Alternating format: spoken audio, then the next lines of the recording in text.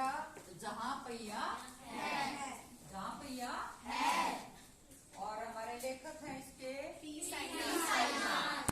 कौन है? पी साईनाथ। हम इस पाठ में देखेंगे कि ये तमिलनाडु का एक छोटा सा गांव है पुडुकोट्टई। क्या है? पुडुकोट्टई। पुडुकोट्टई एक तमिलनाडु का बहुत छोटा सा गांव है। लेखक बताना चाहता है कि ये जो गांव है पुडुकोट्टई, ये वो गांव है जो भारत का सबसे गरीब गांव है। सबसे गरीब। भारत का इससे गरीब कोई गांव नहीं है। और ये वो गांव है जो सन 1992 में अंतर्राष्ट्रीय महिला दिवस के पश्चात, जब अंतर्राष्ट्रीय महिला दिवस 1992 में आया, तो उसके बाद इस जो गांव है पुडुकोट्टई, इस गांव की काया ही पलट गई। पर कैसे कि यहाँ जो इस गांव की 1500 महिलाएं हैं बेटे, जिन्होंने इन 1500 महिलाओं ने पूरे गांव की पूरी ही काया पलट दी। यानी जैसा वो गांव था, पिछड़ा हुआ, गरीब, काम करने के लिए नहीं है, रोजगार नहीं है, महिलाओं को घर से बाहर निकलने की आजादी नहीं है, महज घर तक काम करने की और बच्चे पैदा करने तक वो सिलाई को सिमट कर रह गई थी। लेकिन उन महिलाओं के हौसले को नमन करता हुआ ये पाठ जहाँ पहिया है। ठीक है बेटे। कैसे? 1500 महिलाओं ने ठान लिया कि जहां जहां प्रतियोगिताएं होंगी, जहां जहां कोई भी किसी भी तरह का रोजगार हमें मिलेगा, हम प्राप्त करेंगे। और जाने का जरिया और विरोध करने का जरिया किसे बनाया? साइकिल से। किसे बनाया बेटे? साइकिल से। ये एक सामाजिक आंदोलन था। ये एक सामाजिक आंदोलन था जिसके तहत महिलाओं ने विरोध जताया और दिखाया पुरुष प्रधान समाज को कि हम किसी भी क्षेत्र में उनसे पीछे नहीं है। और सभी बेटियों को भी ये सीख लेनी चाहिए कि हमेशा चाहे किसी भी तरह की परिस्थितियां बने, लेकिन हालात से हारे नहीं। हमेशा ये तनकर डट कर सामना करें परिस्थितियों का कि जैसी भी परिस्थिति आएंगी हम हारेंगे नहीं, उनका डट कर मुकाबला करेंगे। और जहां जहां हमारी भावनाओं का हनन होगा, हम जमकर उनका विरोध भी करेंगे।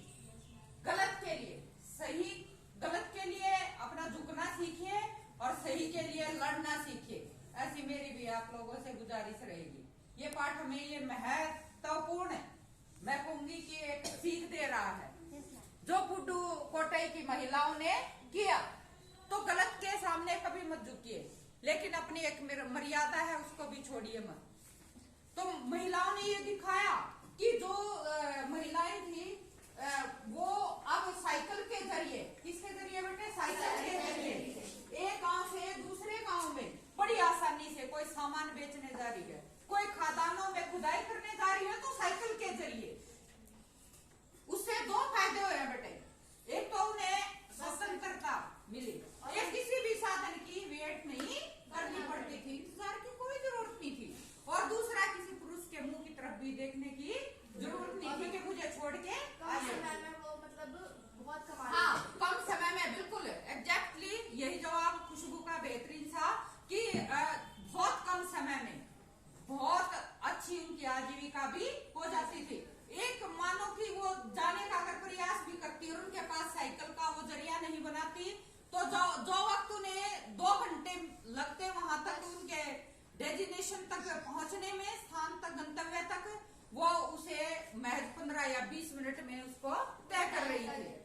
और सामान बेचना क्या, ठीक है बेटे, किसी कंपनी में जॉब करना क्या, दूर दराज तक, अपने गांव से दूर दूर के क्षेत्रों में भी उन्होंने आजीविका के लिए जाना शुरू कर दिया। उसमें अहम सी कुछ नाम है मुस्लिम महिलाओं के, मुस्लिम लड़कियों के।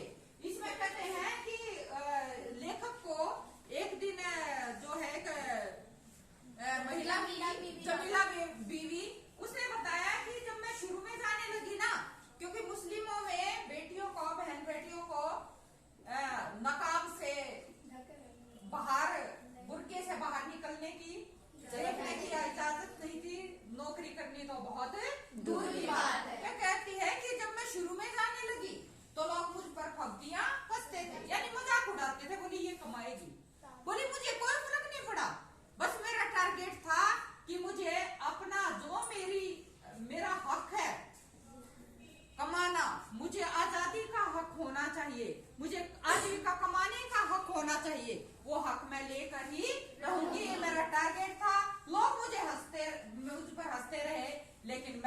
प्रवासी चलती गई।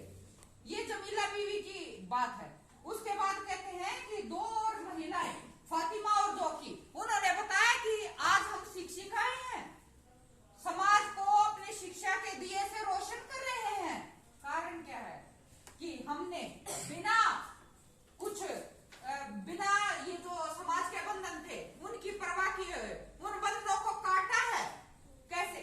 अपनी हिम्मत से, अपने हौसले से, और उस हिम्मत के जरिए, उस हौसले के जरिए हमने पूरी तरह से अपनी स्वतंत्रता को जताने का जरिया किसको बनाया? साइकिल को। ये वही पुडुकोट्टई है कि आज महिलाओं की साक्षरता दर बढ़ के कई गुना हो गई है। प्रत्येक महिला, पुडुकोट्टई की इन 1500 महिलाओं के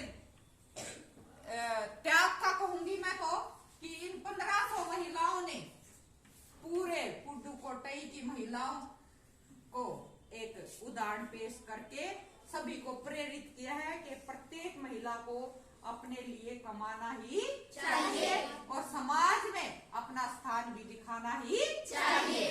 तो ये एक सीख देना चाहते हैं।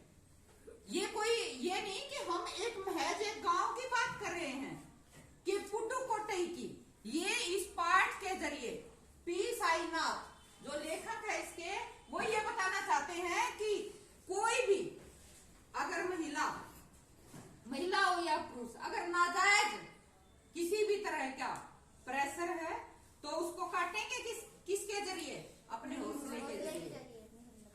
किसके जरिए?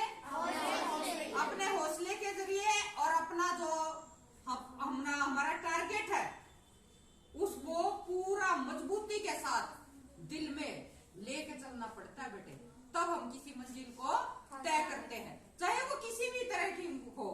तो ये एक आपके लिए इस पाठ से सीख भी है, खास तौर पे बेटियों के लिए। ठीक है बेटे, आपको समझ आ रही होगी इस पाठ का मोटिव।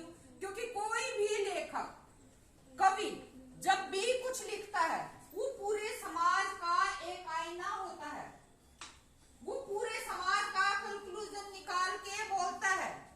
उस वक्त में जो कुरीतियां समाज में आ गई हैं उन पे कटाक्ष करता है। बिना तलवार बनाता है किसको? अपनी कलम को, और वो कलम तलवार की धार से भी तेज होती है और वो इफेक्ट डालती है, प्रभाव डालती है हमारे समाज के लोगों पर, भले ही वक्त लग जाए। तो अपनी बात को कहने का ये एक तरीका था जहां पहिया है। इस पाठ के जरिए बस लेखक इतना ही आपको बता देना चाहता है।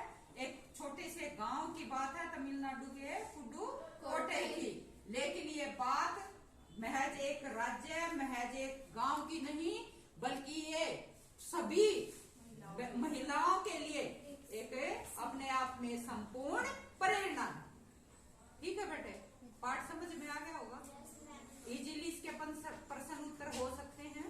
सबसे पहले जो भी किसी भी पाठ का जो हम पढ़ रहे हैं, हमें उसका उद्देश्य समझ में आना चाहिए। उसको एक कहानी की तरह समझिए। जब तक आप उसका पूरी तरह से वो कहना क्या चाहता है, अगर आपने इसको समझा नहीं तो रटे हुए तो बेटे तोते हैं, वो भी उसको रटुआ हो राम राम, लेकिन जो ही बिल्ली दिखती है तोता राम राम नहीं टैटे ही बोलता है।